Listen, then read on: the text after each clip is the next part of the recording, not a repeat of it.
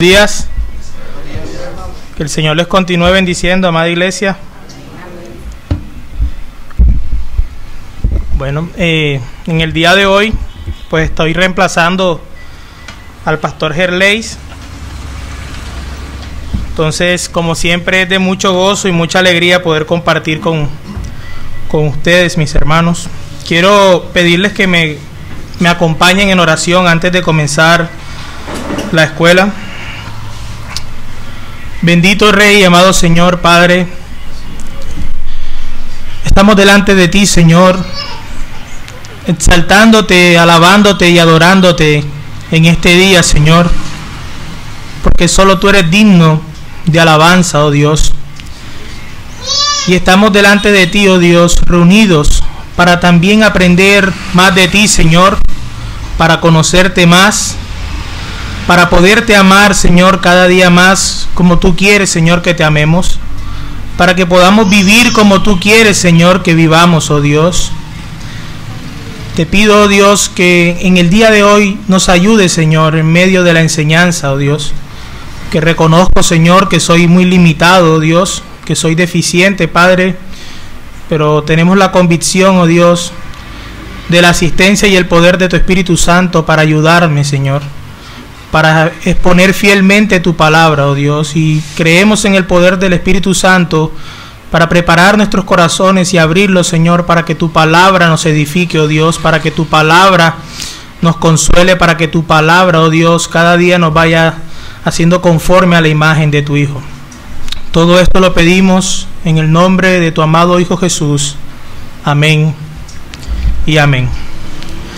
Bueno, mis hermanos, el domingo anterior se cerró la serie de eclesiología. Ya eclesiología terminó el domingo anterior y hoy damos inicio a una nueva serie que tiene que ver con los 10 mandamientos. A partir de hoy empiezan los 10 mandamientos. Hoy me ha sido asignado dar una introducción acerca de los 10 mandamientos. Vamos a hablar un poco acerca de qué son los 10 mandamientos, por qué son necesarios estudiar los 10 mandamientos y tener una comprensión adecuada de la ley moral, una comprensión adecuada de los 10 mandamientos. Ya a partir del próximo domingo, pues se empezarán a desarrollar un mandamiento por cada domingo, lo cual quiere decir que en todo el mes de marzo que viene se estará tocando también los 10 mandamientos. Entonces los invito a que en la casa de cada uno, en vuestras casas, estén repasando, estudiando acerca de los mandamientos, que sin duda es un tema muy edificante, pero que al mismo tiempo es un tema muy confuso hoy día. Es un tema que donde hay mucha confusión en el cristianismo actual. Quiero pedirles que me acompañen para empezar a Éxodo capítulo 20. Vamos a leer los versículos del 1 al 17. Esto como para recordar cuáles son los 10 mandamientos, para tener este pasaje en mente a medida que desarrollemos la enseñanza. Éxodo capítulo 20. Éxodo capítulo 20. Dice la bendita palabra del Señor. Y habló Dios todas estas palabras diciendo: Yo soy Jehová tu Dios, que te saqué de la tierra de Egipto, de casa de servidumbre. No tendrás dioses ajenos delante de mí. No te harás imagen ni ninguna semejanza de lo que esté arriba en el cielo, ni abajo en la tierra, ni en las aguas debajo de la tierra. No te inclinarás a ella, ni las honrarás, porque yo soy Jehová tu Dios, fuerte, celoso, que visito la maldad de los padres sobre los hijos hasta la tercera y cuarta generación de los que me aborrecen. Y hago misericordia a millares, a los que me aman y guardan mis mandamientos. No tomarás el nombre de Jehová tu Dios en vano, porque no dará por inocente Jehová al que tomare su nombre en vano. Acuérdate del día de reposo para santificarlo. 6 días trabajarás y harás toda tu obra, mas el 7º día es reposo para Jehová tu Dios. No hagas en él obra alguna, tú, ni tu hijo, ni tu hija, ni tu siervo, ni tu criada, ni tu bestia, ni tu extranjero que está dentro de tus puertas. Porque en 6 días hizo Jehová los cielos y la tierra, el mar y todas las cosas que en ellos hay, y reposó en el 7º día. Por tanto, Jehová bendijo el día de reposo y lo santificó. honra a tu padre y a tu madre, para que tus días se alarguen en la tierra que Jehová tu Dios te da. No matarás, no cometerás adulterio, no hurtarás, no hablarás contra tu prójimo falso testimonio, no codiciarás la casa de tu prójimo, no codiciarás la mujer de tu prójimo, ni su siervo, ni su criada, ni su buey, ni su asno, ni cosa alguna de tu prójimo. Aquí acabamos de leer, mis queridos hermanos, el Decálogo. Cuando en la enseñanza habla acerca de los 10 mandamientos, el Decálogo o la ley moral, me estoy refiriendo a lo mismo. Los 10 mandamientos, el Decálogo y la ley moral es lo mismo. Para que no, de pronto no vayan a pensar que estoy usando significados distintos, sino que es lo mismo. Tanto ley moral, Decálogo y 10 mandamientos es lo mismo. Entonces es necesario empezar nuestro estudio haciendo algunas preguntas, como ¿para qué sirven los 10 mandamientos? ¿Por qué debemos estudiar los 10 mandamientos? ¿Cuál es el propósito de los 10 mandamientos? Pero al contestar estas preguntas debemos tener en mente los 2 errores básicos que la mayoría de aquí conocemos con respecto a los mandamientos. Son los 2 grandes errores, los 2 grandes extremos. El primero consiste en el legalismo, que es la idea de que la salvación se obtiene por medio de la obediencia a la ley, que la justificación se obtiene por obras. Ese es el primer error, el primer extremo, el legalismo. Pero con respecto a los 10 mandamientos existe también el otro extremo. Aquellos que dicen, bueno, como la salvación es por gracia, por medio de la fe, entonces eso anula totalmente la ley, por lo tanto yo puedo vivir como quiera. Es lo que se conoce como antinomianismo. Ya ustedes saben, anti, que significa contra, y nomos, ley, contra ley. El antinomianismo dice, la salvación es por gracia, entonces no estamos bajo la ley, hagamos lo que queramos, comamos y vivamos que mañana moriremos. Entonces, cuando hablamos de los 10 mandamientos, estoy hablando al mismo tiempo de la ley moral. No estoy hablando ni de la ley civil, ni de la ley ceremonial. Recordemos que habían 3 clases de leyes: ley moral, ley civil y ley ceremonial. Hoy estamos hablando de ¿qué tipo de ley? Ley moral. La ley civil y la ley ceremonial no compete en este estudio. Nosotros sabemos que la ley de Dios, la ley dada por Dios en los aspectos ceremoniales y civiles, ya ha sido anulada bajo el Nuevo Testamento por la obra de Cristo. La ley moral, los 10 mandamientos, es de valor permanente. La ley moral, y esto debemos tenerlo claro, la ley moral es de valor permanente. Ella sigue vigente, ella permanece. ¿Por qué permanece? ¿Por qué no es abrogada la ley moral? Porque la ley moral, los 10 mandamientos, son el reflejo del carácter de Dios. La ley moral es el reflejo de la santidad de Dios y al mismo tiempo es la norma para definir lo que es el pecado. La ley moral, quiero que esto lo tengan claro, la ley moral es el reflejo del carácter de Dios. A través de la ley moral podemos ver la santidad de Dios, el reflejo de la santidad de Dios. Y es por esa misma ley moral que nosotros podemos definir lo que es pecado. Las leyes ceremoniales como sacrificios, ceremonias, ritos, etcétera, del Antiguo Testamento apuntaban hacia la persona y obra de Cristo. Y consumación en Cristo. Eso lo podemos ver en Colosenses capítulo 2, en la Epístola a Gálatas y también en la de Hebreos. También las leyes civiles que gobernaban al pueblo de Israel como una teocracia y a Israel como una sociedad sacralista fueron abolidas en el establecimiento del nuevo pacto. El hecho de que los valores morales del Decálogo, de los 10 mandamientos, son enseñados en ambos testamentos se puede ver claramente. Ya nosotros leímos los 10 mandamientos. Ahora miren, por ejemplo, en el Nuevo Testamento cómo hace referencia también a los 10 mandamientos. No pensemos que la ley moral fue algo que fue dado en el Antiguo Testamento y que en el Nuevo no se habla de eso. Todo lo contrario. De hecho, si nosotros leemos el Sermón del Monte, nosotros podemos ver una exposición clara de la ley moral de Dios a través de los labios de nuestro Señor Jesucristo. Pero hablemos un poco acerca de lo que leímos en Éxodo 20. El primer mandamiento, ¿cuál es? No tendrás dioses ajenos delante de mí. Ese es el primer mandamiento. En Hechos 14:15 dice: os anunciamos que de estas vanidades os convirtáis al Dios vivo. Eran ídolos que tenían delante de Dios. Estas vanidades, conviértanse ante el Dios verdadero. Un ídolo es todo aquello que le quite el lugar que a Dios le corresponde.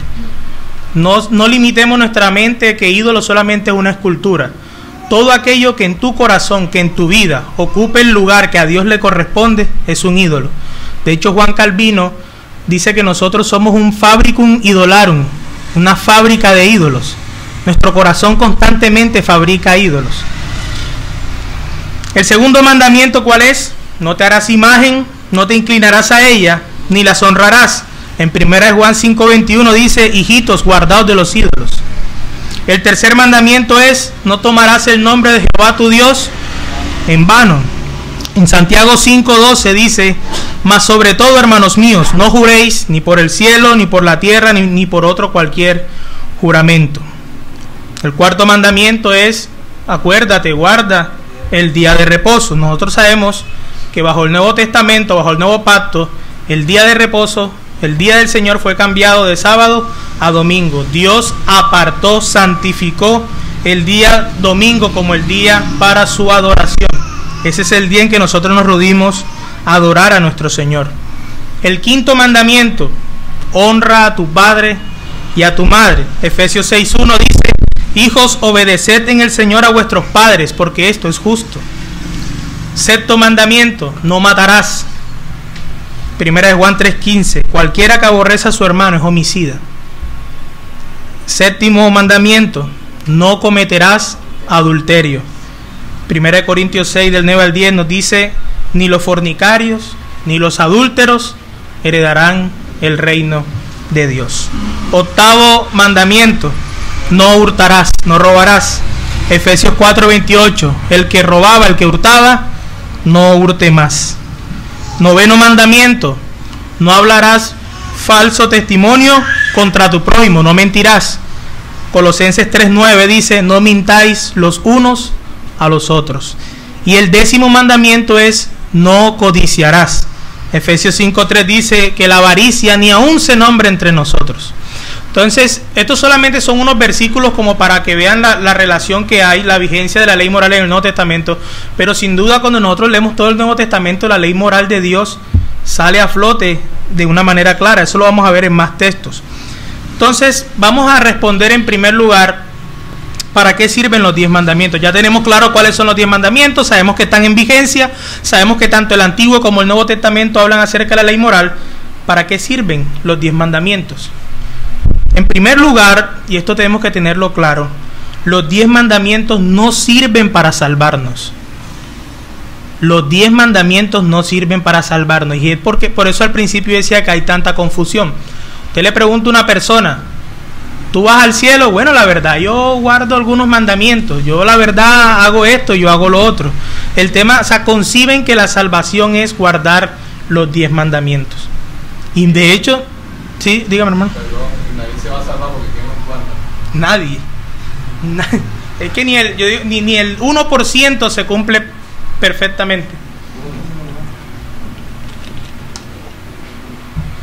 Entonces, dentro del círculo cristiano, hay muchos hermanos que piensan que la salvación en última instancia descansa del cumplimiento a los 10 mandamientos. Entonces, en primer lugar, los 10 mandamientos no sirven para salvarnos. Este es el error más común respecto a los 10 mandamientos. El mundo religioso está lleno de personas que creen que pueden ser salvos guardando los 10 mandamientos. Pero la Biblia dice lo contrario y afirma que nadie será salvo guardando los 10 mandamientos. Yo tengo muchos textos a continuación que voy a leer durante toda la enseñanza. Los voy a leer para ustedes por causa del tiempo. Por ejemplo, en Romanos 3:20 nos dice, porque por las obras de la ley ninguna carne se justificará delante de él, porque por la ley es el conocimiento del pecado. Por las obras de la ley ninguna carne se justificará delante de él. En Gálatas 3:10-11 dice, porque todos los que son de las obras de la ley, porque escrito está, maldito todo aquel que no permaneciere en todas las cosas que están escritas en el libro de la ley, para hacerlas. Mas por cuanto por la ley ninguno se justifica para con Dios, queda manifiesto que el justo por la fe vivirá. Un texto clarísimo. Por las obras de la ley ninguno se justificará. Entonces el justo por la fe vivirá. Y Gálatas 2:16 dice, sabiendo que el hombre no es justificado por las obras de la ley, sino por la fe de Jesucristo. Nosotros también hemos creído en Jesucristo para que fuésemos justificados por la fe de Cristo y no por las obras de la ley. Por cuanto por las obras de la ley ninguna carne será justificada. Estos textos creo que no necesitan ni explicación. Son claros. Nadie se justifica por los 10 mandamientos. Nadie se justifica cumpliendo la ley moral. Somos justificados por la fe en Cristo. Entonces, en primer lugar, la ley no fue dada para salvarnos, sino para convencernos de nuestros pecados y mostrarnos nuestra necesidad de Cristo. Ustedes recuerdan, de pronto en teología se habla acerca de la triple función de la ley. La ley, en primer lugar, nos revela el carácter de Dios. La ley, en segundo lugar, nos muestra nuestra condición. Y en tercer lugar, la ley nos lleva a Cristo. Eso tenemos que tenerlo claro. Y esa ley sirve para refrenar el pecado en el mundo, para llevarnos a la santidad también. Sí, estoy siendo claro. La ley moral sirve para revelar el carácter de Dios, para revelar nuestra verdadera condición y para llevarnos a Cristo. Eso lo vamos a ver más adelante. Y es nuestro ayo para llevarnos a Cristo. Esa es la función de la ley. Eso en Gálatas 3:24 dice, de manera que la ley es nuestro ayo, nuestro maestro, nuestro tutor, nuestro mentor, para llevarnos a Cristo, para que fuésemos justificados por la fe. La ley me llevó a Cristo para ser justificado por la fe, no por la ley, sino que me llevó a Cristo para ser justificado por la fe. Nadie puede salvarse por sus propias obras y su justicia personal, por la sencilla razón de que la ley de Dios exige obediencia perfecta. La ley de Dios exige una obediencia perfecta, y la ley maldice a todos aquellos que no cumplen la ley perfectamente. Gálatas 3:10 lo leímos ahorita. Todas las cosas que están en el libro de la ley hay que practicarlas. Para que alguien pudiera salvarse guardando los 10 mandamientos, tendría que guardar cada uno de los 10 mandamientos desde la cuna hasta la tumba. No sinceramente, sino perfectamente. Eso es imposible. Santiago 2:10 dice, porque cualquiera que hubiere guardado toda la ley y ofendiere en un punto, es hecho culpado de todos. Fíjense que cuando hablamos de la ley moral no decimos las leyes morales. No nos referimos a los 10 mandamientos como las leyes morales, como si fueran muchas leyes morales. Se dice la ley. Quebrantas un mandamiento, estás quebrantando la ley. No hablamos de las leyes, sino de la ley moral. Es una sola ley. El Evangelio anuncia que Cristo vino al mundo para salvar a los hombres. Él vino para cumplir la ley, ofreciendo una obediencia perfecta a todas sus exigencias. Cristo es el único que ha cumplido la ley en obediencia perfecta, por medio de eso, de lo que se llama su obediencia activa. Nosotros en teología distinguimos entre la obediencia activa de Cristo y la obediencia pasiva. Cuando hablamos de obediencia activa, hablamos de la obediencia perfecta que Cristo tuvo ante las exigencias de la ley. Él cumplió la ley moral perfectamente. Cristo cumplió con los 10 mandamientos y esa obediencia es imputada al creyente. En las Escrituras, la vida perfecta de Cristo es llamada su justicia, la justicia de Cristo, la justicia de Dios. La justicia perfecta de Cristo, esa obediencia perfecta a la ley, nos es imputada a los que creemos en Él.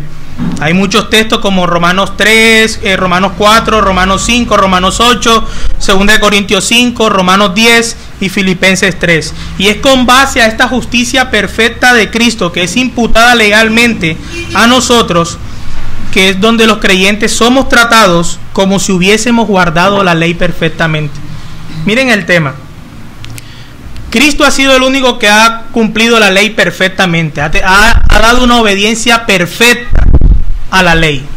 Nosotros no podemos hacer eso, y es por la fe, cuando nosotros creemos en Cristo, que esa obediencia perfecta te es imputada a ti cuando has creído en Cristo. Por lo tanto, Dios te trata a ti, te ve a ti, como si en tu vida hubieses cumplido perfectamente la ley. Tú tienes dos opciones: te presentas delante de Dios solo, o te presentas delante de Dios con Cristo al lado, con su Hijo al lado. Si vas con Cristo a su lado, Dios te tratará a ti como si tú hubieses vivido la vida de su Hijo, una vida perfecta, un cumplimiento perfecto a las exigencias de la ley. Si miras a ti mismo, serás condenado. Entonces, con base a esa justicia que es imputada a nosotros, Cristo también, en obediencia, Él recibe el castigo, Él recibe la paga. Recordemos que la justicia de Dios debe ser reivindicada. No solamente el Padre nos trata a nosotros como si nosotros hubiésemos vivido la vida perfecta de Cristo, sino que nuestra desobediencia, nuestra falta, nuestra transgresión a esa ley perfecta debe ser pagada, debe ser condenada. Y es cuando nosotros, eso es lo que conocemos en teología como el intercambio o la doctrina de la sustitución, doble intercambio. No solamente es que la perfección de Cristo fue colocada en mí, sino que mi desobediencia, mi maldad, mi culpa, mi pecado es colocado sobre Él, y Cristo en su obediencia pasiva recibe la ira de Dios, la ira que la ley demanda. ¿Sí quedó claro esa parte ahí?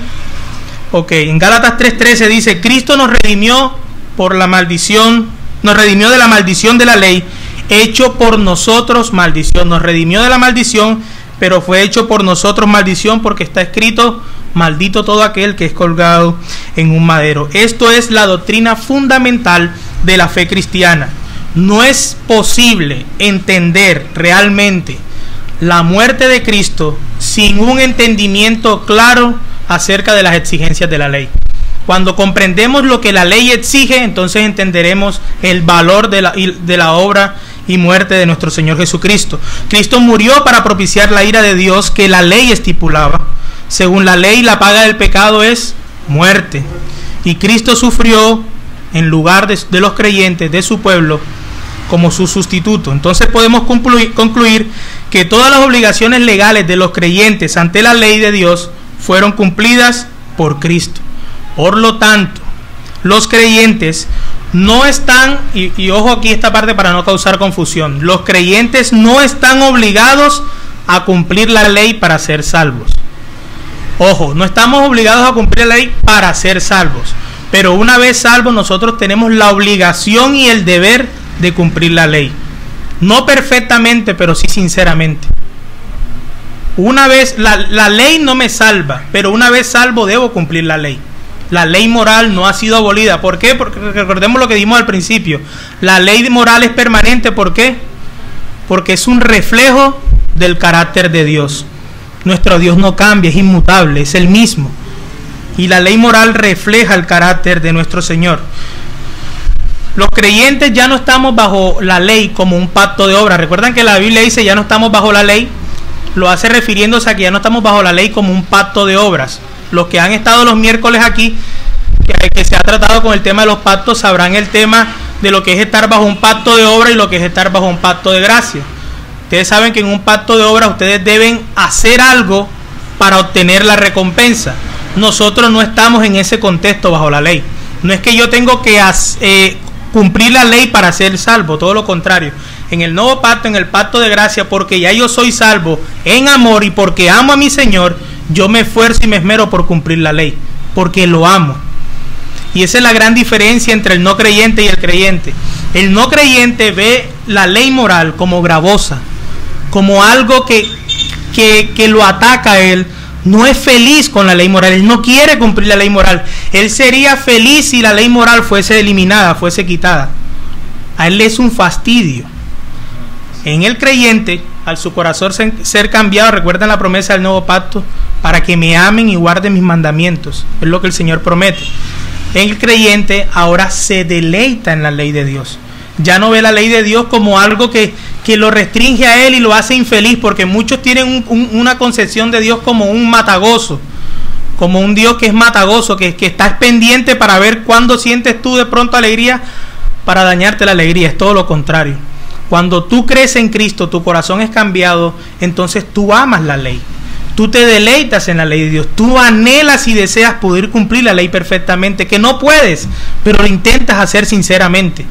Cumples la ley sinceramente, no perfectamente, y te deleitas. Ya no ves la ley como algo gravoso, sino como algo en lo que tú te deleitas. ¿Por qué? Porque amas a Dios. En segundo lugar, los 10 mandamientos son las reglas o normas de justicia, tanto para los creyentes como para los incrédulos. Los 10 mandamientos tienen valor permanente, tanto para los creyentes como para los incrédulos. Ellos son un reflejo de la naturaleza y el carácter de Dios, es decir, un reflejo de su santidad divina. También es imposible entender la santidad de Dios sin los preceptos morales de la ley. Si tú no conoces la ley moral, si tú no tienes en cuenta, no tienes claro los 10 mandamientos, tú vas a tener una idea distorsionada de la santidad de Dios. Porque los 10 mandamientos, la ley moral, no reflejan la santidad de Dios. Cuando la Escritura dice, sed santos porque yo soy santo, no se puede definir la palabra santo sin referirse a los preceptos morales resumidos en los 10 mandamientos. ¿En dónde podemos encontrar las normas y reglas de la santidad? La Escritura contesta diciéndonos que las encontramos sintetizadas en la ley. El apóstol Pablo afirma esto en Romanos 7:12. De manera que la ley a la verdad es santa, y el mandamiento santo, y justo, y bueno. El Nuevo Testamento define el pecado en términos de transgresión de los preceptos morales de la ley. 1 Juan 3:4 dice, cualquiera que hace pecado traspasa la ley, pues el pecado es transgresión de la ley. Ustedes quieren definir lo que es el pecado, necesitan la ley moral para definir lo que es el pecado. Quieren saber lo que es la santidad, necesitan la ley moral. La ley moral es una bendición que Dios dio al hombre. De hecho, el hombre, ojo, nosotros somos hechos a imagen de Dios, sabemos el tema de la caída y todo esto, pero el hombre funcionara mejor si viviese de acuerdo a la ley moral, porque son un reflejo del carácter de Dios y nosotros somos hechos a la imagen de Dios. Tristemente sabemos que esto no es así, que el hombre vive en contra de la ley moral. La santificación en el Nuevo Testamento no es algo vago ni incierto, y mucho menos es una experiencia emocional o mística, sino que es un proceso. El tema de la santificación es un proceso por el cual nosotros somos conformados a la ley de Dios. Muchos que entienden que la ley no puede justificarnos concluyen erróneamente, como dije al principio, el otro extremo, que ya no tenemos ninguna relación con la ley. Pero esa conclusión es falsa. Los preceptos morales de la ley también son las reglas de justicia para los incrédulos. De hecho, serán las normas por las cuales ellos serán juzgados y condenados el día del juicio. En Romanos 3:20 Pablo dice que por la ley es el conocimiento del pecado, y en Romanos 2:15 nos dicen que los inconversos tienen la ley de Dios escrita en sus corazones. Cuando nosotros leemos Romanos 1 y 2 nos damos cuenta que lo que los condena a ellos, lo que los acusa a ellos, es la ley de Dios que está escrita en sus corazones. El hecho de ser imagen de Dios implica que la ley moral de Dios está escrita en nuestros corazones. Por eso la conciencia les acusa.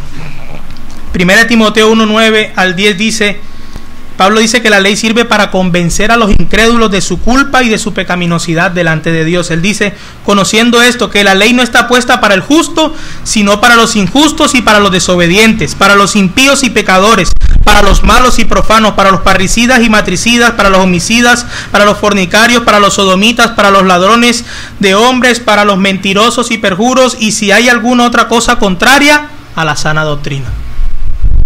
Los incrédulos ven los 10 mandamientos como una lista de prohibiciones que les perjudica y pone resistencia sobre su libertad. Ellos ven los 10 mandamientos como algo que les quita la libertad. Para el inconverso son gravosos, son desagradables, es algo que ellos no desean ni quieren cumplir. ¿Por qué? La respuesta es porque ellos no aman a Dios y tampoco aman a su prójimo. De pronto ya están viendo a dónde voy enfocando. Nosotros sabemos que el Señor Jesucristo dijo que la ley se resume en 2 mandamientos. Amarás al Señor tu Dios sobre todas las cosas y amarás a tu prójimo como a ti mismo. El resumen de la ley es el amor. ¿Por qué ellos detestan la ley de Dios? Porque no aman a Dios y porque no aman a su prójimo tampoco. Eso fue lo que Jesús dijo en Juan 15, si me amáis, guardad mis mandamientos. Y más adelante dice, el que no me ama, no guarda mis palabras. El problema básico del incrédulo es que no ama a Dios y por lo tanto no puede sujetarse a los mandamientos. Por otro lado, el creyente que ama a Dios porque ha sido salvado y cambiado por Él, ha sido redimido de la maldición de la ley y quiere agradarle y servirle a Dios. Puede decir justamente como el apóstol Pablo que se deleita, me deleito en la ley de Dios. El creyente ahora quiere conformarse a Cristo y ve en la persona de Cristo la personificación misma de los mandamientos de Dios. Cristo es la personificación misma de los mandamientos de Dios. Él ama a Cristo, quiere ser semejante a Cristo. De hecho, si tú eres un creyente, sabes que el propósito por el cual tú has sido llamado, elegido, es para que seas conforme a la imagen de Cristo. Por lo tanto, si te dices llamar creyente, te esfuerzas por ser semejante a Cristo. Y por lo tanto, encontrarás en los 10 mandamientos muchísima ayuda para ser hecho conforme a la imagen de nuestro Señor Jesucristo. Encontrarás en los mandamientos muchísima ayuda para manifestar tu amor por Él. En tercer lugar, los 10 mandamientos sirven para conducirnos a la manifestación práctica del amor. ¿Cómo se manifiesta el amor? En Romanos 13:10 el apóstol Pablo no dice que el amor anula la ley, sino que el amor que cumple la ley. Pablo dice el amor cumple la ley, no la anula. Primera de Juan 5:3 dice, porque esto es el amor de Dios, que guardemos sus mandamientos, y sus mandamientos no son penosos. Y en segunda de Juan, en el versículo 6 dice, este es el amor, que andemos según sus mandamientos. Entonces el amor no ha reemplazado ni ha quitado la ley. Muchas personas ven como una antítesis entre amor y ley, como que la ley es falta de amor, como que el amor no tiene ley, pero es todo lo contrario. Los ojos del amor son la ley, y la motivación de la ley es el amor. Miren a esto. El tema de los mandamientos, el mandamiento no puede darse por cumplido por solo haberse realizado de manera externa. El mandamiento se da por cumplido cuando el mandamiento es hecho en amor desde tu corazón. Y eso fue lo que Cristo hizo. Cristo interiorizó la ley moral. No es cumplirlo externamente, porque externamente cualquiera puede decir yo guardo la ley, como se jactó el joven rico. Yo guardo la ley. Jesús le tocó el primer mandamiento: no tendrás dioses ajenos delante de mí. Ve y vende todo lo que tienes y dáselo a los pobres. Dice que él se entristeció y se fue. Él tenía dioses ajenos delante de Dios. Los fariseos se jactaban porque según ellos cumplían la ley, pero Cristo les dijo: ustedes son sepulcros blanqueados, un cementerio, por fuera muy lindo, pintado de blanco, pero por dentro lleno de pudrición, de muerte. Es incoherente, hermanos, es incoherente que yo cumpla el mandamiento externamente, pero interiormente yo rechace el mandamiento. El mandamiento no se da por cumplido si no se ama el hacer el mandamiento. Si no hay amor al momento de cumplir el mandamiento no se puede dar por cumplido. El amor es el motivo para obedecer, mientras que los mandamientos nos dirigen a dicho amor.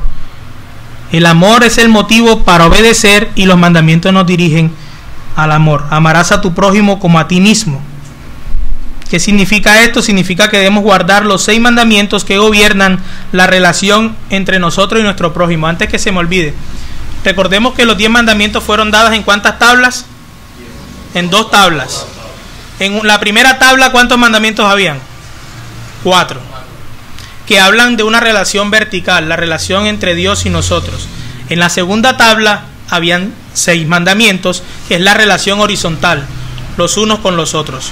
Los primeros 4 mandamientos tratan de nosotros con Dios. Los 6 mandamientos siguientes tratan entre nosotros, la relación entre el prójimo. Por eso es que la ley se puede resumir en amarás a Dios sobre todas las cosas y amarás a tu prójimo como a ti mismo. Si amas a Dios, cumples estos 4. Si amas a tu prójimo como a ti mismo, no tendrás problema con estos 6. Entonces los 10 mandamientos no son simplemente prohibiciones, sino también mandamientos positivos. Ojo, que los pecados no solamente son por hacerlos, sino que los pecados también son por omisión. Cuando tú debes hacer lo bueno y no lo haces, te es pecado. Por ejemplo, no mentirás. Si tú no mientes, no has pecado, ¿cierto? Pero si hay un momento, una circunstancia, una situación donde debes decir la verdad y no la dices, ese mandamiento te condena también. Porque el mandamiento no solo es pasivo, sino activo, y eso lo vemos en la Escritura. El que robaba No robe más, pasivo, sino que trabaje para que comparta con el que tiene necesidad, activo. Eso es lo que es eso, de eso tratan los mandamientos. De eso trata, pasivos y activos. De hecho, eso fue lo que ¿recuerdan cuando Jesús dijo, oíste que fue dicho, no harás, no, siempre los mandamientos se habían entendido de una manera negativa. La regla de oro, ¿cuál era para el judío? No hagas a otro lo que no quieres que haga contigo mismo. Pero Jesús dice, no, pasemos a lo activo. El bien que quieres que hagan contigo, hazlo con otro. No te quedes de brazo cruzado. Bueno, el mal que yo no quiero que me hagan, no se lo hago a otro. Él dice, no, el bien que tú quieres que te hagan, hazlo con otro. Si ven cómo él no anula la parte negativa, sino que te lleva a la positiva. El mandamiento es tanto negativo como positivo. Eso lo dice en Mateo 7:12. Así que todas las cosas que quisierais que los hombres hiciesen con vosotros, así también haced vosotros con ellos, porque esta es la ley y los profetas. Vamos a adelantar por causa del tiempo. ¿Cuánto me queda? 15 minutos. 11.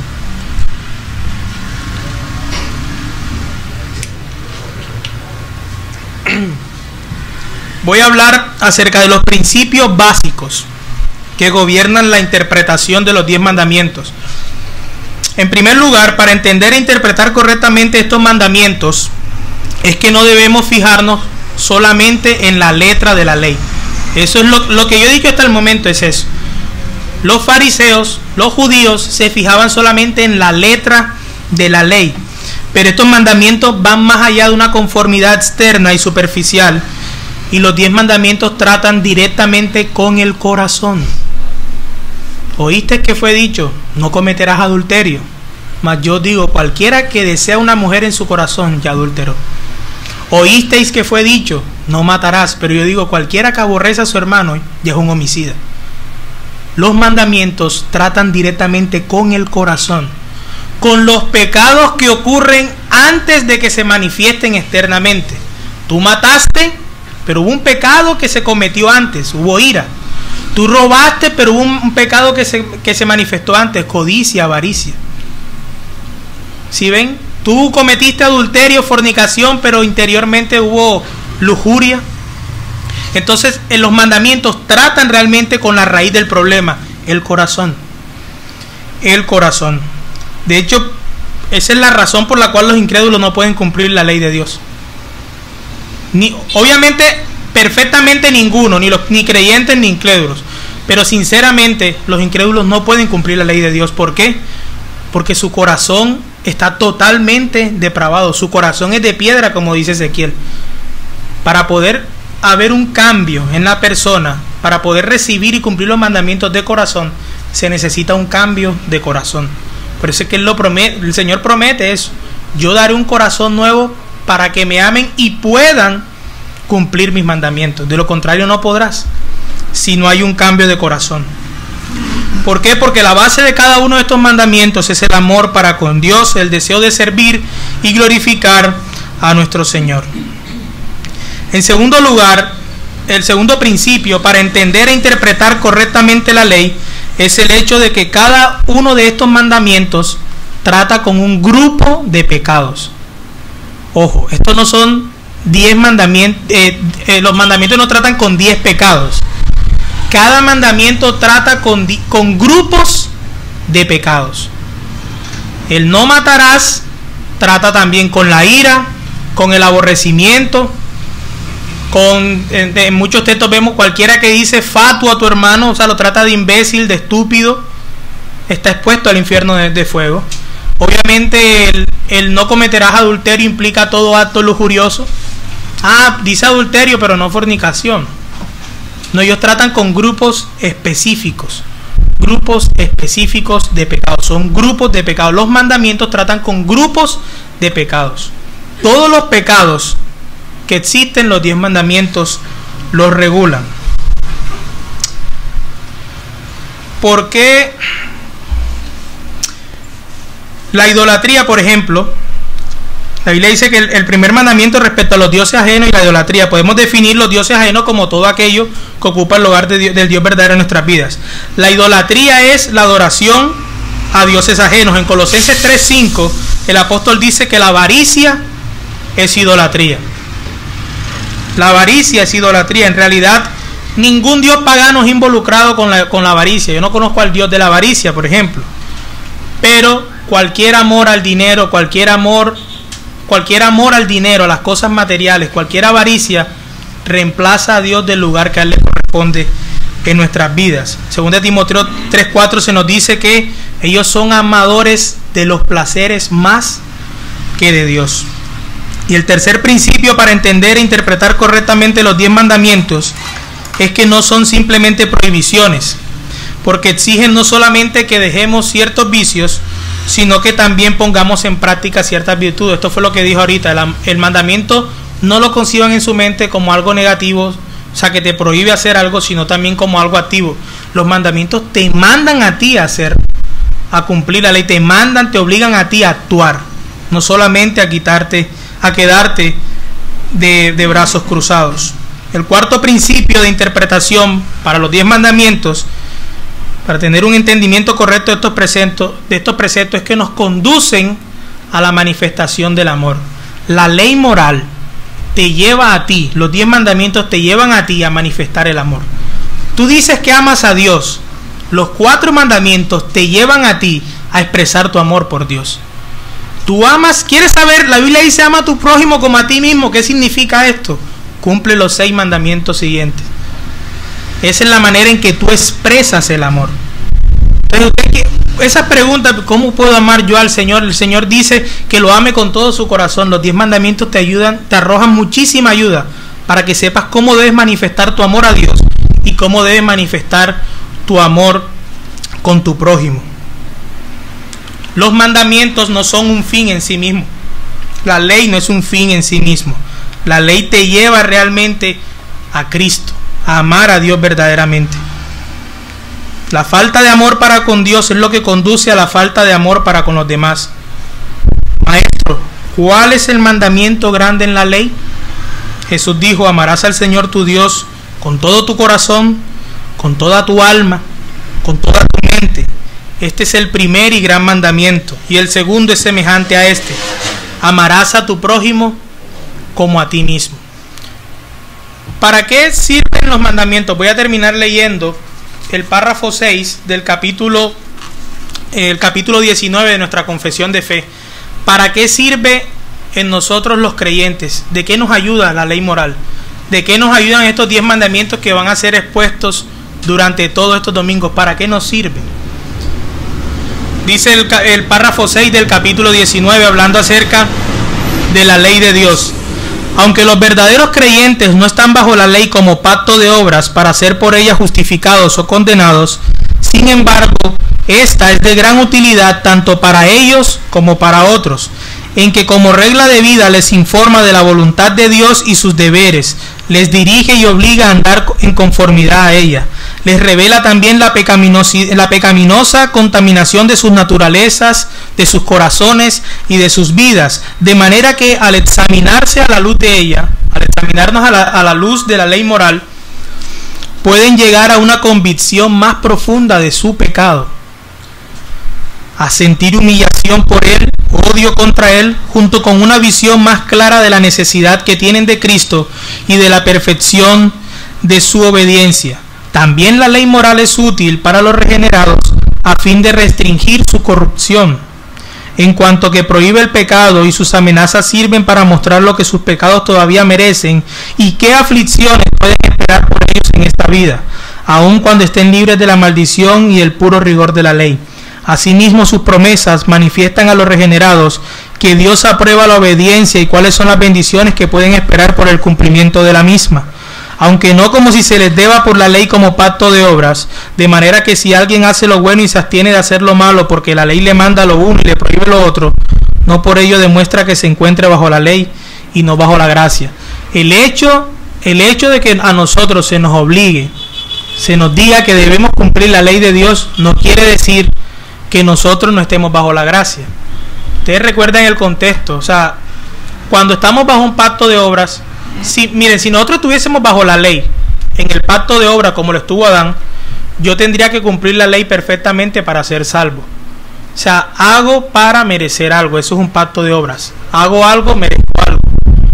En cambio, en el pacto de gracia no hago nada, yo recibo, ya yo he sido salvo.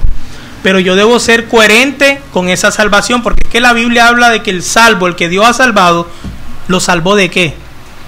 ¿De qué salva Dios al pecador? De la esclavitud a su pecado. Esa inhabilidad o incapacidad que él tenía para poder cumplir la ley de Dios es quitada, es retirada, porque el Señor lo regenera, lo hace nacer de nuevo y entonces le da la capacidad para poder cumplir la ley moral. Por lo tanto, mis hermanos, si somos creyentes, si nosotros somos cristianos, debemos examinarnos a la luz de la ley moral, y eso nos ayuda a nosotros ver nuestros propios pecados que cometemos a diario, nos ayuda al tema de nuestra santificación, nos ayuda al tema de cómo debemos vivir en esta vida, cómo debemos expresar nuestro amor por Dios y cómo debemos expresar nuestro amor hacia los demás. Eso es una introducción. En el día de hoy lo que hemos visto es una introducción a los 10 mandamientos. Estas cosas deben tener claras. Ya los otros domingos se va a desarrollar un mandamiento por cada domingo, en el orden debido que nosotros leímos en el Decálogo, en Éxodo 20. ¿Alguna pregunta, aporte del hermano hoy?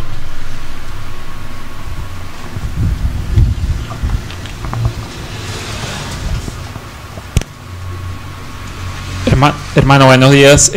Mi pregunta es la siguiente.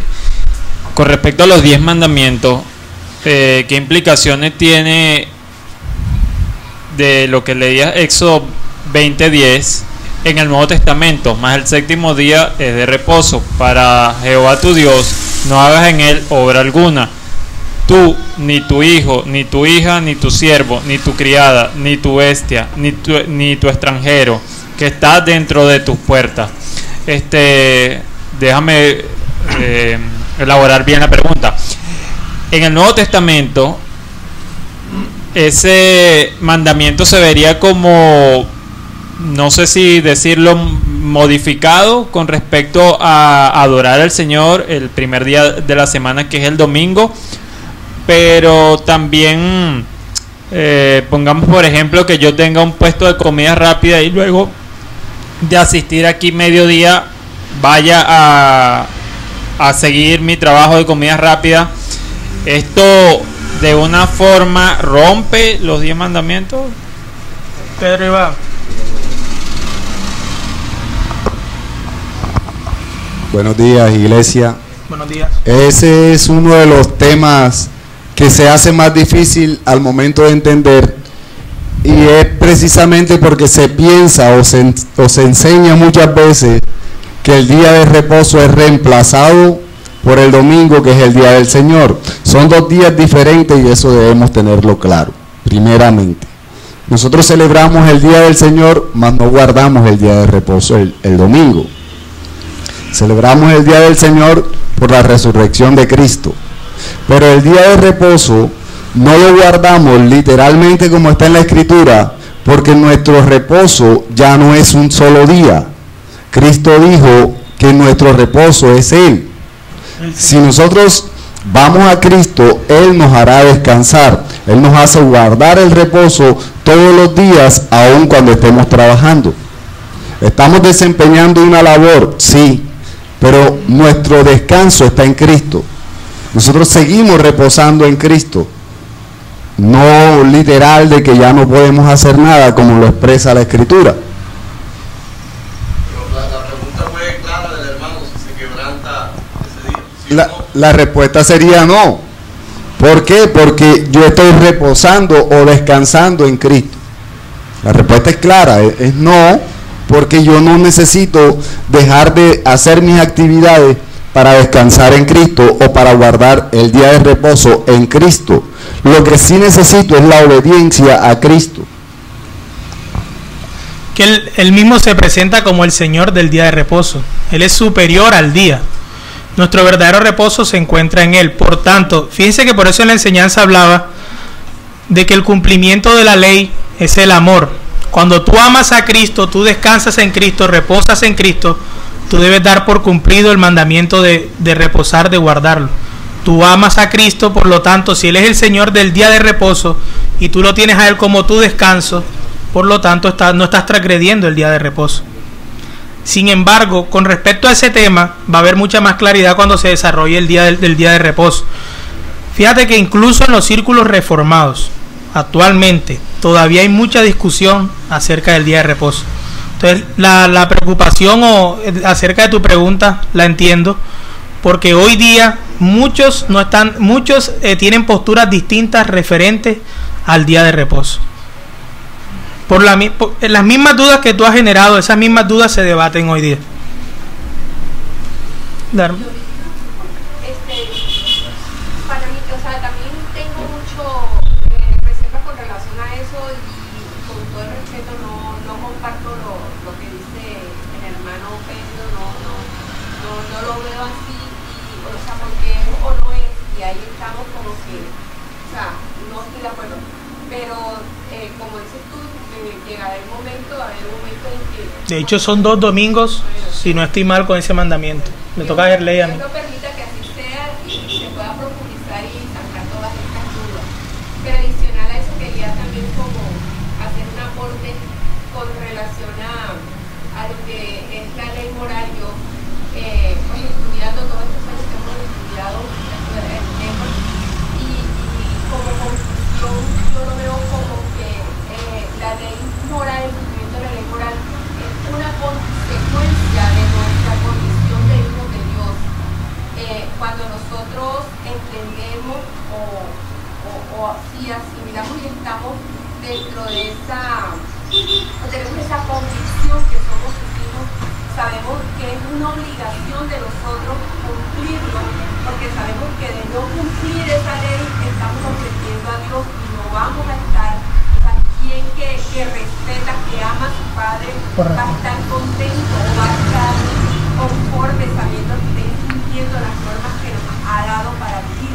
Entonces no puedo estar tranquila y actuando contrario a lo que Él nos manda. Entonces, el vivir en esa ley, aunque difícil nos queda, es nuestro afán, debe ser nuestro afán permanente, pero como consecuencia de quererlo honrar. Ese amor que debemos tener para con Él hace verlo así. No puedo vivir, no puedo estar pecando deliberadamente y gozando del pecado porque estoy ofendiendo a mi Dios. Correcto. Una consecuencia del cumplimiento de esa ley. Sí, de hecho, por eso yo decía, el ser humano funcionaría mejor si viviera acorde a la ley de Dios, porque es que tú eres imagen de Dios. Entonces, si la ley de Dios es un reflejo del carácter de tu creador y tú fuiste creado a imagen de Dios, si tú vivieses de acuerdo a esa ley, vivirías mejor, funcionarías mejor. De hecho, la ley, miren, la ley moral, si la ley moral se practicase incluso en los inconversos, o ellos tratasen por lo menos de poner en práctica la ley moral, incluso la sociedad sería muchísimo mejor. Sin duda, una sociedad es bendecida cuando aplica los principios cristianos, cuando aplica de alguna manera, obviamente no de manera sincera o perfecta, pero intenta aplicar la ley moral de Dios. Cuando un esposo respeta a su esposa, ama a su esposa y no adultera, no comete todo este tipo de cosas, sin duda el matrimonio funciona mejor. Sin duda, si sus hijos se someten a los padres o a las autoridades civiles, la familia, el hogar, la sociedad se desarrollará mejor. Si no mintiésemos los unos a los otros, la ley moral de Dios es una grandísima bendición que Dios ha dado a la humanidad. Si fuera así, fuera perfecto, hermano, pero la realidad de la Biblia es que dice 2 Corintios 2:14, un texto que nos conocemos, el hombre natural no percibe las cosas que son del Espíritu de Dios porque para él son locura y no las Correcto. puede entender. Correcto. Porque se ha de discernir espiritualmente, es decir, debe estar regenerado por el Espíritu Santo para poder vivir bajo esa ley. Sí, por eso yo hago énfasis por lo menos de que se cumpliese de manera externa por lo menos. Okay, sí, claro que sí. Sin duda las implicaciones que tendría la sociedad serían positivas, porque internamente solamente lo puede cumplir una persona que ha nacido de nuevo. Así es. Y mira que conocemos, yo no sé si alguno ha oído la expresión de el Señor es moralmente o tiene una vida moralmente aceptable. Cuando vemos que son personas que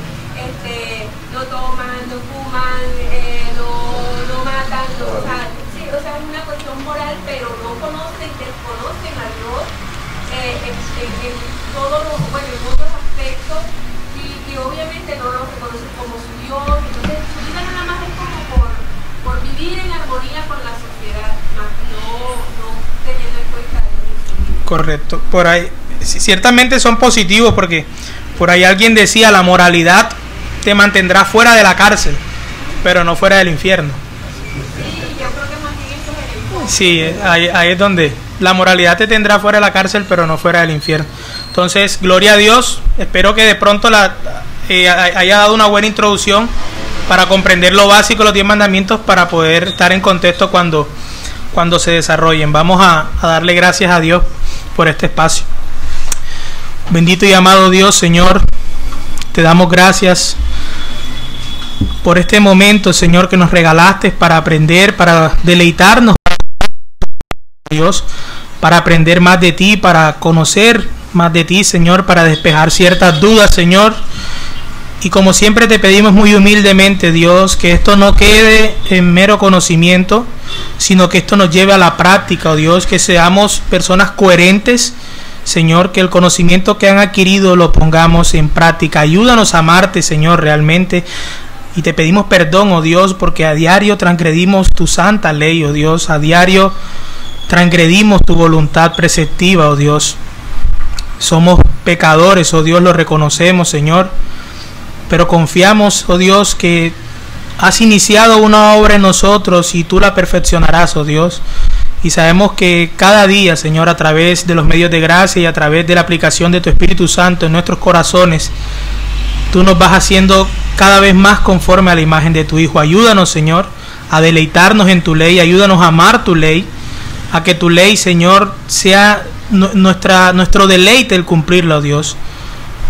Todo esto te lo pedimos, Señor, en el nombre de tu Hijo amado Jesús.